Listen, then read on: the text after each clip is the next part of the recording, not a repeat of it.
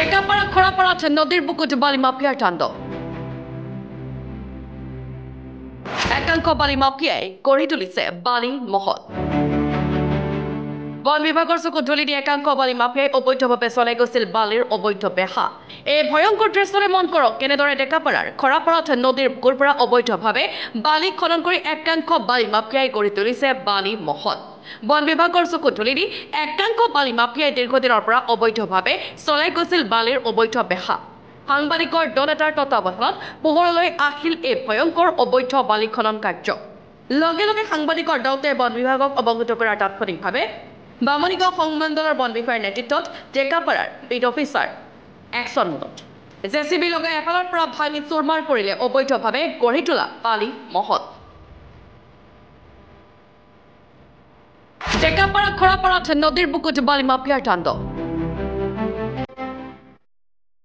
একাংশ বালি মাফিয়াই গঢ়ি তুলিছে বালি মহল। বন বিভাগৰ চকুত ধুলি দি একাংশ বালি মাফিয়াই অবৈধভাৱে চলাই গৈছিল বালিৰ অবৈধ বেহা।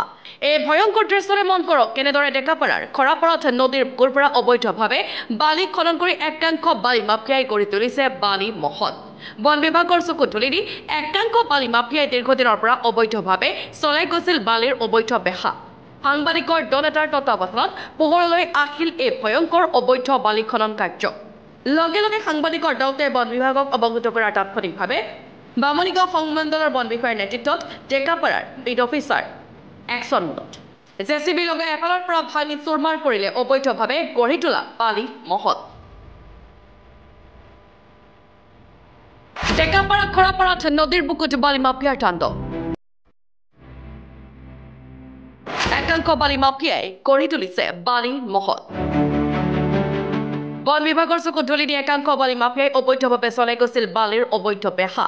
এই ভয়ংকৰ দৃশ্যৰে মন কৰক কেনেদৰে টেকাপাড়াৰ খৰাপাড়াত নদীৰ বুকুৰ পৰা অবৈধভাৱে বালি খনন কৰি একাংশ বালি মাফিয়াই গঢ়ি তুলিছে বালি মহল। বন বিভাগৰ চকুত ধুলি দি একাংশ বালি মাফিয়াই দীৰ্ঘদিনৰ পৰা অবৈধভাৱে চলাই গৈছিল বালিৰ অবৈধ বেহা। সাংবাদিকৰ দল এটাৰ তত্বাৱধানত পোহৰলৈ আহিল এই ভয়ংকৰ অবৈধ বালি খনন কাৰ্য। লগে লগে সাংবাদিকৰ দলটোৱে বন বিভাগক অৱগত কৰাৰ তাৎক্ষণিকভাৱে বামুণীগাঁও সংমণ্ডলৰ বন বিষয়াৰ নেতৃত্বত টেকাপাড়াৰ বিট অফিচাৰ একশ্যন মোডত। জেচিবি লগাই এফালৰ পৰা ভাঙি চুৰমাৰ কৰিলে অবৈধভাৱে গঢ়ি তোলা বালি মহল। Bureau' report, NTV।